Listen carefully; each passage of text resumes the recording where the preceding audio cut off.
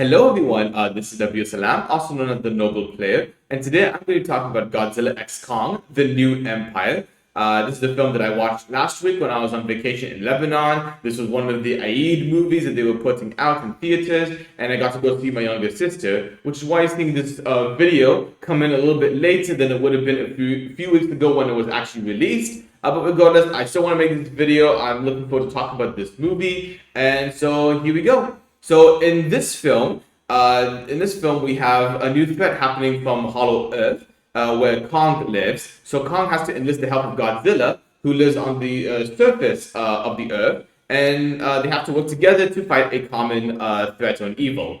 And that's kind of the gist of the plot itself. This is as we're now into this franchise. This is the sequel to Godzilla vs. Kong, which came out a couple of years ago, and I believe this is the fifth or the sixth installment in the MonsterVerse series, starting off from Godzilla, the first one in 2014 up until now. And the thing I want to say about that is I'm not really a big fan of these MonsterVerse movies that have been coming out. I'm not really a big fan of Godzilla and Kong in general, to be honest. To me, it's like they're just regular standard run-of-the-mill creature movies, honestly, that have really cool spectacle when they're destroying buildings, terrorizing humans, and the human characters that they introduce in the films, you don't really care about them, and it's just like, oh, okay, you're slightly amused or entertained, and then you just kind of forget about them in an hour or two. It's kind of like when you have a McDonald's meal. Honestly, you eat it, you enjoy it, but then 10 minutes later, you go to the bathroom, you take a dump. And then you finish and you're just like, oh, okay, well, that was done, I guess I'll move on to something else then. To me, it doesn't have the way of a Jaws or the John Carpenter's The Thing or Jurassic Park, where you had these, creatures, these terrifying creatures, and that you had characters and a story that you cared about in the first place. I will say, last year we had Godzilla -1. This was a Godzilla movie that was made in Japan from Toho Studios. That movie I absolutely adored, honestly. That was probably the best movie that I saw last year, and that says a lot because we had Oppenheimer as well, which was also incredible. But to be straight to the point, that movie reminded me so much of what a great creature feature movie could be today, when you have practical effects, you depict Godzilla as actually a terrifying creature. You had humans that you cared about, and a story about being a hero, actually. That, really affected me a lot, and I really, really loved that movie.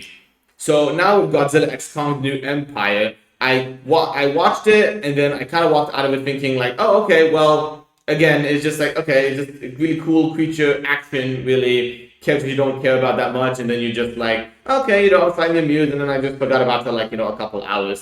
I will give some of the positives quickly out of the way first. Not that there's a lot that I can really say, but I will give him credit for this, is that with this movie, it's almost consistent to kind of most of the other ones in the MonsterVerse series, where it's they know, from a tone perspective, they know exactly what they're doing at that point, the filmmakers. They're not trying to take anything too seriously, or they're not having a mishmash of different tones. It's this big, bloated, action movie with really good special effects, really, and not much a lot to the surface. Honestly, with that, I think that they know that that's what the people who really like these type of movies, or within the MonsterVerse movies, generally like, honestly. And I think for that sort of thing, on that superficial kind of level, I think they know that most of the audience who likes that sort of thing will really enjoy it for the most part. I did like the fact that this film does focus a lot on Kong, actually. In this case, he's kind of at that point where he's he lives on Hollow Earth, actually, but he needs friends. For example, he tries to find this new area of Hollow Earth that was never identified even by the human characters, and so that's kind of really a nice twist on things, honestly, and it's really focused a lot on his story and his conflict. I did like, for example, as far as the human characters that we're introduced to, this film, actually, because a lot of the human characters are more focused on supporting Kong in that case. We do, like I mentioned before, it does focus a lot on Kong's story in that case. I will say the best human character was Dan Stevens, actually. He plays kind of a veterinarian, actually, who's able to take care of Kong, actually, and he's the kind of character and the performance that Dan Stevens gives. He's very underrated actor, by the way. And he actually knows the type of film that he's in. He's not being too over the top. He's not being too overtly serious. Actually, he's having fun with the role, honestly. And he has worked with the director before, with Adam Wingard actually before on like The Guest, which I actually do recommend that movie as well. So they have a good working relationship. It seems they were in sync when they were making this movie together.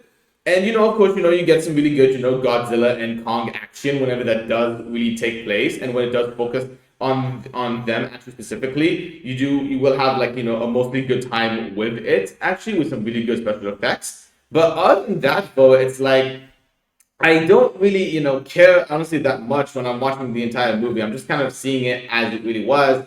And for me, it's like part of the problem with this film, honestly, is like you know exactly what's gonna go from the very beginning to the very end. And you feel like also it's like with the human characters because they're really just exposition dumps. It's like you know exactly what the human characters have to do to save the day, and what they'll do is in between, right? They'll have like, for example, like these 2 minute exposition dumps. Where it's like this is a scientific fact of like what this character is actually going to be doing, and it's like you don't need to give us this exposition dump. You can just take it out of the way. You're just padding it out actually to make it feel like it's going to be 2 hours long. If you took all that stuff out, it's going to be like almost like an hour, or maybe an hour and 30 minutes. In that case, really. I also have to say as well that I was a little disappointed in Godzilla in this film, coming off of like even Godzilla -1, which that movie showcased a lot of what made Godzilla like extremely terrifying. In this movie, he's really almost useless until we get introduced into the third act, which is like almost like an hour and a half into the film, honestly. And he doesn't really get integrated into the plot that much, honestly. And I'm not really a big fan, honestly, when it comes to Godzilla in the MonsterVerse series.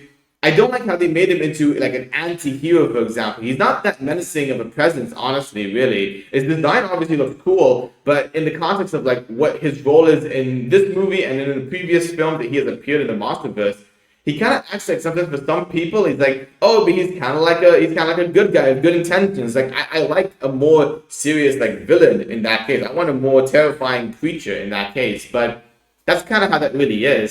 And I don't have really much more to say beyond that. There's not a lot of substance to this film, honestly. I will say, also, outside of Dan Stevens, who I really enjoyed, I also really like this little like orange ape or gorilla, whatever he is. He was really cute. He was really funny. He had a lot of like the best like chuckles and laughs from the audience, and that's pretty much it. Like I don't, like I said, don't have much to say. Honestly, really much about it. I'm just gonna wrap up by saying like really I think this movie will come down to honestly again if you like the previous MonsterVerse movies within this saga and you just want to see a bunch of you want to see Kong and Godzilla like just punch each other, fight a common evil with some really good special effects, but nothing really to stand out at the end of the day after a couple of hours after seeing the film.